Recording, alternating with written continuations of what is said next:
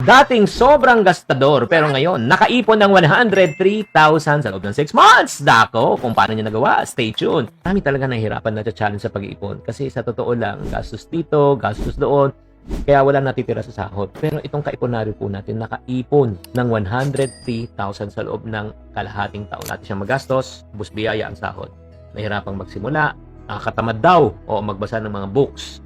Pero isang TikTok video ang nagbago ng kanyang mindset. Nung nakita niya po kasi yung ipon challenge natin po, sa pamagitan ng ipon back po, sinubukan po niya yung challenge na yun, yung ipon challenge na yun, at boom, sa loob ng 6 months, nakaipon siya ng 103,000 pesos. Pwede palang makaipon, di ba? Sa pamagitan ng ipon box at discipline.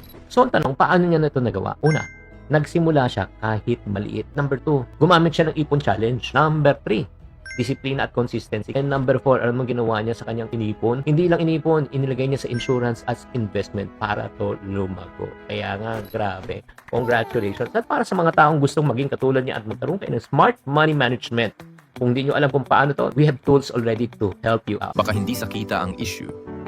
Baka sa diskarte. Ang Yayamanin Collection ni Chinky Tan ay may gabay para matutunan mong hawakan at palaguin ang iyong pera. May step-by-step guide ito na tutulong sa'yo.